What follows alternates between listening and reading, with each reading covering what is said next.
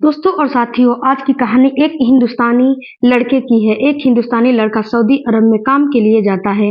वहां पर खूब मन लगा करके काम करता है, खूब पैसा कमाता है। जब उसके आने का टाइम हुआ तो एक सऊदी जो अरब की औरत का वह बलात्कार कर देता है। उसके ऊपर ऐसा इल्जाम था, मामला कोर्ट तक पहुंचता है और जज के सामने उसने यह कबूल कर लिया कि हाँ, मैंने इस औरत के साथ एक बार नहीं बल्कि कई बार रेप किया है। मुझे बड़ा मजा आता था इस औरत में। इस औरत की कशिश मुझे अच्छी लगती थी। इसके साथ रेप करने में मुझे बहुत आनंद आता था। मैं एक हिंदुस्तानी हूँ और हिंदुस्तानी आदमी को एक सऊदी औरत औरत अगर मिल जाए तो उसकी तो मजे के ठिकाने ही नहीं रहते। जज साहब, मुझे फांसी पर चढ़ा दो, मुझे कोई दिक्कत नहीं है। मैं इस औरत के साथ बड़े मजे लिए हैं। दोस्तों, जज के सामने सऊदी अरब के अंदर यह बात कहना बड़ी हिम्मत की बात है, लेकिन उसने यह बात कही थी। उसने अपने अंदर इतनी हिम्मत और जज्बात लाया था। उसके बाद क्या होता है आपको पता, मैं आगे के वीडियो में बताती हूँ। दोस्तों, सऊदी अरब के अंदर बलात्कारी को पत्थर मार मार के उसको मौत के घाट उतार दिया जाता है। ऐसे नहीं कि उसको फांसी दी जाती है, जी नहीं। बीच चौराहे पे उसको पत्थर मारे जाते हैं। सारी पब्लिक चारों तरफ हो जाती है और उसको बीच में खड़ा करके उसको हाथों पे पत्थर मारा जाता है। हाथों से उसको पत्थर मार मार के उसको तब तक मारा जाता है जब तक उसका दम न निकल जाए। यह बलात्कारी की जो जबरदस्ती किसी का रेप करता है उसकी सजा है। और दोस्तों, किसी का कत्ल करने वाले की सजा सऊदी अरब के अंदर मौत है, यानी मौत के बदले मौत मिलती है। वहां पर उसको फांसी पर लटका दिया जाता है। ये कहानी अजीबोगरीब कहानी मैं जो आपको सुनाने के लिए जा रही हूँ, जिसको जिसको सुनकर के आप कहोगे कि वाकई आज आपने क्या कहानी सुनाई है। बस आपसे एक रिक्वेस्ट है कि प्लीज मेरे चैनल को सब्सक्राइब करिएगा और वीडियो को एक लाइक जरूर करिएगा। आपका एक लाइक मेरे लिए बड़ा ही कीमती होता है। चलिए कहानी विस्तार के साथ जानते हैं। लड़के का नाम मेराज आलम होता है। राजस्थान के राज्य का एक गांव का रहने वाला था। अजमेर के पास यह गांव पड़ता था। मेरा जो मेराज होता है, मेराज आलम वहां का रहने वाला था। उसकी जब शादी हुई थी तो उसकी बीवी ने उसको पसंद नहीं किया था। बीवी का कहना था कि इसके अंदर मर्दांगिनी नहीं है, इसलिए मैं इसके साथ नहीं रह सकती। कहा जाता है कि एक औरत अपने पति के साथ या किसी भी मर्द के साथ झोपड़ी में रह सकती है, दिन गुजार सकती है, लेकिन किसी नामर्द के साथ वह नहीं। रात गुजार सकती है, दिन गुजार सकती है, नहीं रह सकती है, क्योंकि उसे नामर्द के साथ हर रोज उसकी इच्छाएं जवान होती है और वहीं दफन हो जाती है। जवान होकर जो कली है उसको फूल नहीं जो है बना सकता है नामर्द। इसी वजह से और रूखी सुखी जो है खा के झोपड़ी में अपने पति के साथ मर्द के साथ रहती है, लेकिन नामर्द के साथ महलों में भी वह रहना पसंद नहीं करती है। इसीलिए मेराज की शादी होने के बाद कुछ ही दिनों में उसकी पत्नी ने अंदाजा लगा लिया था कि इस आदमी के साथ उसका गुजारा नहीं हो सकता है। इसीलिए वह उसे तलाक ले लेती है और जब तलाक हुई किस वजह से तलाक लिया जा रहा है, तब पता चलता है कि मेराज नामर्द है। अपनी इस बेइज्जती को जैसे तैसे करके एक्सेप्ट करता है, बर्दाश्त करता है और फिर अपनी पत्नी को वह तलाक दे देता है और वह अलग अपनी पत्नी से रहने लगता है। फिर अपनी पत्नी को वह बिल्कुल ही भूलने के कगार पे आ जाता है। बल्कि वह सऊदी अरब में जाकर के 2-4 साल 5 साल बाहर रहना चाहता था। वह यहाँ की जिल्लत भरी जिंदगी से परेशान हो चुका था। सारी बातें यहाँ पर जो है नॉर्मल हो जाएगी, लोग उसको भूल जाएंगे। अगर वह यहाँ रहेगा तो लोग उसको ताने दे देकर उसको जीना हराम कर देंगे, नामर्द बुलाने लगेंगे और तरह तरह की बातें होने लगेंगी। जब तक सऊदी जाने का उसका इंतजाम होता है, वह एक हकीम से मिलता है और अपना इलाज कराता है। दोस्तों, उस हकीम ने कुछ जड़ी बूटियां उसको दी और कहा कि 1 महीने की दवाई है, इसको खाओ और इसको खाने के बाद 1 महीने के बाद फिर अपना चेकअप कराना। फिर तुम्हें पता चलेगा कि तुम्हें कितना फर्क लगा है और कितना नहीं। उधर सऊदी जाने के चक्कर में भी लग जाता है। उसके लिए जो है वह वीजा बनाने के लिए एजेंट के पास अपना जाना आना शुरू कर देता है और वीजा पर वह काम करने के लिए सऊदी अरब चला जाता है एक एजेंट के माध्यम से। तो उसके मतलब का उसे काम ही नहीं मिलता है। सऊदी अरब में जब जाता है तो इतना काम जो है के साथ इतना काम लिया जाता है कि 20 घंटे वह काम उस करता था और 2 से 4 घंटे उसको आराम करने के लिए बड़े मुश्किल से मिला करते थे। इसीलिए उस शहर के वहाँ से वह उस शेख के पास से भाग निकलता है और फिर वह एक इनलीगल तरीके से एक जगह पे आके रहने लगता है अपने किसी दोस्त के पास। दोस्तों इसी बीच में वह इसी तलाश में काम की तलाश में था कि उसे कोई दूसरा शेख अरबी मिल जाए जिसके यहाँ वह काम कर ले। एक दिन एक जो है अरबी से उसकी मुलाकात होती है। उस अरबी के यहाँ कुछ जानवर थे, गाय, भैंस और कुछ बकरियां थी जिनका वह लेन-देन बेचने का काम करता था। उसके पास गाड़ी भी थी जिसको वह ड्राइवर की तलाश भी थी। दोनों के बीच में जब वह मुलाकात हुई थी तो वह हिंदुस्तानी लड़का उसे अपनी मजबूरी सुनाता है, बताता है कि मेरे सामने इस तरह से मजबूरियां हैं। मैं घर से आया आया था, मुझे अच्छी नौकरी के लिए बुलाया गया था, लेकिन मेरे एजेंट ने मेरे साथ धोखा किया और यहाँ मुझे ऐसे काम में डाल दिया गया कि 20 घंटे मैं काम करता हूँ, खाने को भी कभी मिलता है, कभी नहीं मिलता है। मैं बिल्कुल कमज़ोर हो चुका हूँ। वह काम ज़्यादा लेते हैं, खाना कम देते हैं और पैसा भी कम देते हैं और मैं वहाँ से भाग निकला, इनलीगल तरीके से यहाँ रह रहा हूँ। मैं बहुत परेशान हूँ, आप चाहो तो मेरी मदद कर सकते हो। उसने कहा कि तुम एक परेशान हो और मुझे ऐसे ही काम करने वाले एक आदमी की तलाश थी। मैं जानवरों का लेन-देन बेचने का काम करता हूँ। गाड़ी के लिए मुझे ड्राइवर की भी ज़रूरत थी और तुम कहो तो मैं तुम्हें अपने यहाँ नौकरी पर रख सकता हूँ, अच्छी सैलरी दूँगा। दोस्तों महराज आलम बड़ा खुश हो जाता है और वह उसे सऊदी के नौकरी करने लगता है। वह सऊदी अलग एक जगह उसको क्वार्टर रहने के लिए दे देता है। जब काम करने लगा सऊदी के पास तो दोस्तों उसका काम देखकर वह सऊदी बड़ा इम्प्रेस होता है। बड़ी मेहनत और लगन के साथ महराज आलम काम करता है। उसके बाद उसने कहा कि तू अगर मेरे साथ इसी तरह से काम करता रहा लगातार तो जब से तू मेरे पास आया है मुझे बड़ा फायदा और बड़ा मुनाफा हुआ है।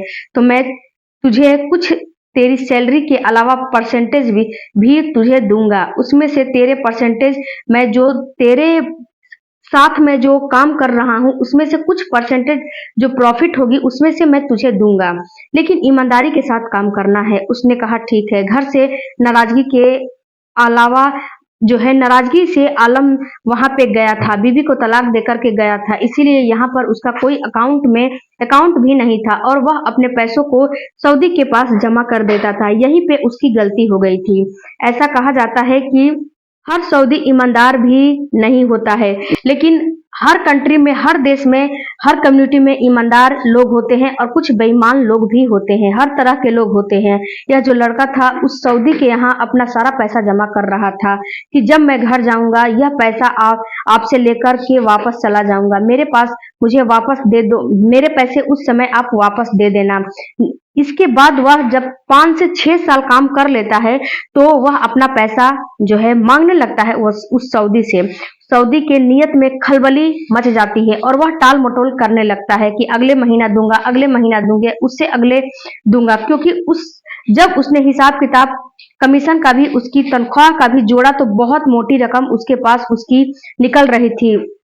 उस मोटी रकम को देने में अरबी आनाकानी कर रहा था। यह महराज आलम सोच रहा था कि अब मैं जो है क्या करूं, क्योंकि पहले ही वह अपना इलाज करा के बिल्कुल ही दुरुस्त हो चुका था। उसने अपना चेकअप पूरी तरह से करवाया था और वह बिल्कुल स्वस्थ हो चुका था। उसमें नामर्दांगनी की कोई नामो निशान नहीं थी। वह सोचा था कि वह शादी करेगा और इंडिया आकर वह शादी करेगा और फिर जो पैसा कमाया है 5 से 6 साल में वह इंडिया में सेटल हो जाएगा और कुछ अपना जो है कारोबार करने लगेगा। लेकिन वह शेख अरबी इसको पैसा देने में बिल्कुल आनाकानी करने लगा। करते करते 6 महीना वह महराज को ऐसे ही घुमाता रहा। महराज समझ चुका था कि यह जो काफिल है यह मुझे पैसा देना नहीं चाहता है, आनाकानी कर रहा है। तब वह महराज के सामने एक शर्त रखता है और कहता है कि मैं तुम्हारा पैसा कहीं इन्वेस्ट कर चुका हूं और उससे जो प्रॉफिट होगी तो मैं तुम्हारा पिछला पैसा और ये पैसा दोनों मिला के तुम्हें दूंगा। और महराज को फिर से घुमा देता है और अपने बातों में उलझा लेता है और कहता है कि अब तुम वहां नहीं रहो, मेरे घर पे रहो, मेरी बीवी का भी कुछ काम कर दिया करना और मेरे घर पे एक कमरा है वहां पे तुम रहा करो। वो जो है अपने दोस्तों के साथ एक जो है सेट करता है, एक षड्यंत्र षड्यंत्र रचता है और अपने घर में एक छोटा मोटा फंक्शन जो है करता है और उसकी बीवी को, अपनी बीवी को तैयार करता है कि उससे कुछ सामान मंगाओ। और जो उसकी शेख की बीवी होती है उस महराज से कुछ सामान लाने के लिए बोलती है। महराज सामान लाने के बाद उसकी बीवी को शॉपिंग करके देकर अपने कमरे में सोने के लिए चला जाता है। वहां पे उस दिन उसके घर में कुछ फंक्शन थे, कुछ दोस्त आए हुए थे। ये सारा चीज इसके जो शेख था उसके जो है षड्यंत्र के अनुसार हो रहा था। उसके बाद ये अपने कमरे में सो जाता है महराज।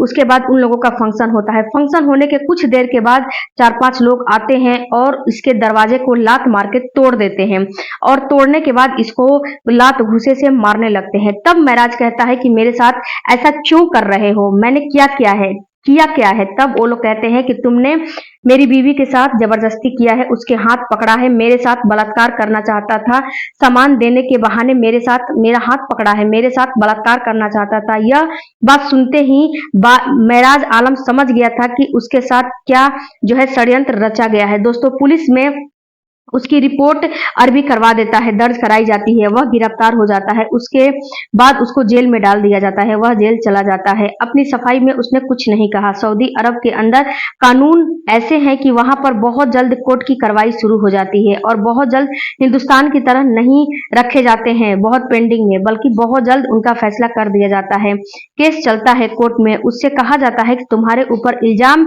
यह है कि तुमने अपने जो काफिल है यानी कि जो अरबी है उसके पास तुम रह रहे थे का कुछ बिजनेस करने के लिए, उसने अपने घर में तुम्हें जगह दी, पनाह दिया, तुम्हारे ऊपर इतना विश्वास और भरोसा किया और तुमने उसकी बीवी के साथ जबरदस्ती करने की कोशिश की है, उस पर रेप करने की कोशिश की कि तुम्हारे ऊपर यह इल्जाम है और इसकी सजा तुम जानते हो क्या होगा। अगर तुम्हारे ऊपर यह जुर्म साबित हो गया तो तुम्हें पत्थर से बीच सड़क पे चौराहे पे खड़ा करके मार दिया जाएगा, तुम्हारा हालत कर दिया जाएगा, ऐसा हालत हो जाएगा। यहाँ पे माफी नहीं मिलती है। दोस्तों, महराज आलम क्या करता, वह कुछ नहीं कहता है, अपनी सफाई में खामोशी से खड़ा होकर सब कुछ सुनता रहता है। कुछ नहीं कहा। अदालत की कार्रवाई होती है, उसकी पत्नी से पूछा जाता है।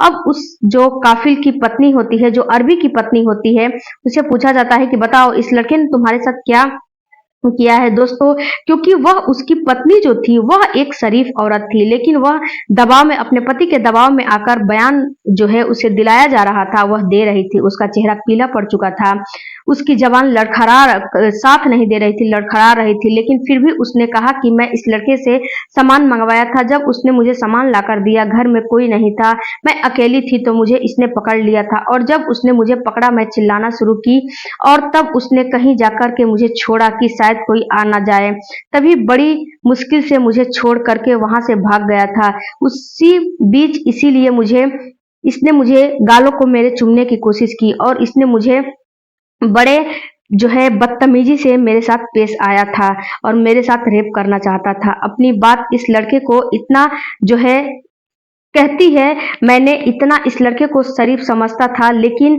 मैं अपने घर में इसको जगह दिया था। जो शेख है वह बयान देने लगता है, लेकिन इसने तो मेरे पीठ में छुरा घोंप दिया। जज साहब, आप इसको मौत से कम सजा मत देना, ताकि ये हिंदुस्तानी के लिए सबक बन जाए और कोई भी हिंदुस्तानी सऊदी में आकर ऐसा घटिया काम न करे। न मेरा जो है महराज जो था वह सब कुछ बिल्कुल आराम से सुन रहा था। उसके बाद जो अरबी साहब थे, जो अरबी साहब थे उसने बयान दिया। जो जज साहब थे उससे वो फैसला लेते हैं कि अगले फैसले की तारीख बढ़ा दी जाती है और बोला जाता है कि तुम्हारा फैसला अगले जो है तारीख आएगी उसमें दिया जाएगा, कुछ तुम अपनी सफाई में कह सकते हो। महराज को फिर से जेल की सलाखों के पीछे डाल दिया जाता है। अगली तारीख दे दी जाती है कि इस मुकदमे का फैसला जो होगा वह अगली तारीख पर होगा।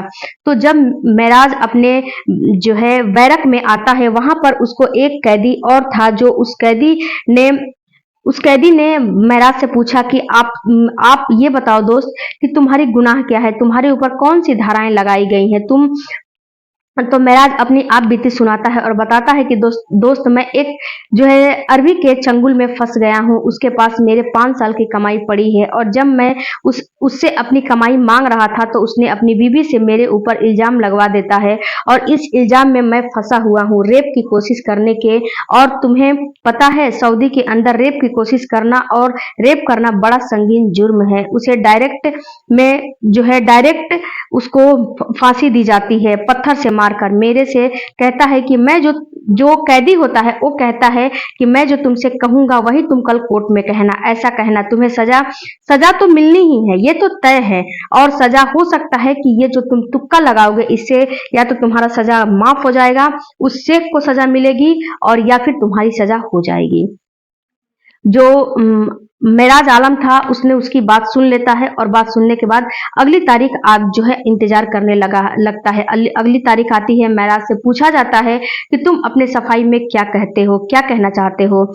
तब मेराज होता है, मेराज से पूछने पर मेराज जो है उस औरत पे हमला करता है और बोलता है कि उस दिन वह मेराज बोलता है और बड़ा खुश होता है, कहता है जज साहब कैसी बातें करते हो, इस औरत के साथ तो मैंने कई बार संबंध बनाए हैं, इस औरत में मुझे बड़ा इंटरेस्ट मिलता है, बड़ा मजा आता है। सऊदी अरब के साथ औरतों के साथ संबंध बनाने में बहुत मजा आता है। यह औरत मुझसे जो है मेरे सामने आकर खड़ी हो जाती थी और कहती थी कि मेरा जो है शेख है, जो मेरा अरबी है, ये मेरे साथ अच्छे से मजा नहीं देता है, और अपने कपड़े उतार देती थी और बोलती थी कि खड़े होके कि मेरे साथ तुम अपना संबंध बनाओ और मुझे संतुष्ट करो। तुम एक 25 साल के हिंदुस्तानी नौजवान हो और तुम्हारे अंदर इतनी ताकत है कि तुम मुझे खुश कर सकते हो, लेकिन जो मेरा पति है अरबी शेख है वो मुझे खुश नहीं कर सकता है, नहीं करता है। तुम्हारे में बड़ा मजा आता है। इसके बाद ये इतना कहने के बाद वह और भी इतनी घटिया तरीके से मेराज आलम बड़े हिम्मत के साथ कह रहा था, और उसको पता था कि मरना तो है ही, लेकिन जो उसके बारे में जो उसके दोस्तों ने कहा है, उसकी बीवी ने बताई थी, अगर यह तेरा तुक्का बैठ गया, तीर निशाने पर लग जाएगा, तो हो सकता है तुझे माफी भी मिल जाएगी। बस यह सुनकर जज गुस्से में लाल पीला हो जाता है। उस जो कैदी था उसने मेराज को यह बात समझाया था और वही बात मेराज ने बोला। ये सुनकर जो है जज लाल पीला होकर कहता है कि अरे बदतमीज लड़के, तुम कितनी गंदी गंदी बातें बोल रहे हो। तब वह औरत जो होती है बिल्कुल शरीफ थी, उसने बोला कि मैंने पहले भी बताया था कि वह औरत बड़े नेक और शरीफ थी। पति के दबाव में यह जो है वो बयान दे रही थी, लेकिन अब वह औरत जो मेराज आलम उसके ऊपर तंज कसते हुए तीर निशाने पर मारा था, वह औरत अपने कानों पर हाथ रख लेती है और कहती है कि खुदा के वास्ते तुम चुप करो और ऐसी बातें मत करो। जज साहब, यह लड़का झूठ बोल रहा है, इसने कभी मेरे साथ कोई काम नहीं किया है गंदा, और मैं इसके साथ कोई गंदा काम नहीं की हूँ, और ना ही इसने मेरे साथ कोई गंदा काम किया है। मैंने इसके साथ कभी नाजायज रिश्ता कायम नहीं किया है। यह लड़का झूठ बोल रहा है। तभी वह लड़का से मेराज आलम कहता है कि झूठ बोल रहा हूँ, बदतमीजी मैं तुम्हारे साथ किया हूँ ना, मैंने तुम्हारा हाथ पकड़ा है, तुम्हारे साथ रेप करने की कोशिश की है, तो क्या तुम ये बात बोल रही हो, तो क्या ये सच है? वह औरत कहती है कि मेरे पति ने मुझे मजबूर किया था, इस हिंदुस्तानी लड़के के पैसे हमारे ऊपर कर्ज थे और मेरा पति वह पैसा वापस करना नहीं चाहता था, इसीलिए मेरे पति ने मेरे शौहर और मुझे उसके दोस्तों ने यह गलत बयान देने पर मजबूर किया है। दोस्तों, जब यह बात जज साहब सुनते हैं तो वह उस औरत की बात सुनने के बाद और फिर से जो है काफिले को अरबी को बुलाया जाता है और अरबी से सच्चाई पूछी जाती है कि सच सच बताना, वरना अब तुम्हें सजा देने का नंबर है। वह भी बता देता है कि उसने ये झूठ मूठ का जो है बयान दिया है। उसके बाद जज साहब, जो इंडियन लड़का था, उसका पीठ थपथपाता है और जज साहब बोलते हैं कि तुमने बहुत सफाई से अपने गुनाह को कबूल भी किया और अपने सजा को माफ भी किया, और एक हमसे गलती होते होते तुमने उसको बचा लिया है। इसके बाद जो है शेख को सजा दिया जाता है कि जो अरबी होता है उसको ये सजा दिया जाता है कि उसके सारे पैसे वापस करो, और बल्कि जो इसके पैसे से अपना मुनाफा कमाया है उसमें से 50% हिस्सा तुझे उस कमाई का इसे देना होगा। और उसके बाद वह पैसे लेकर वह हिंदुस्तानी लड़का जो कि राजस्थान का अजमेर के गांव का रहने वाला था।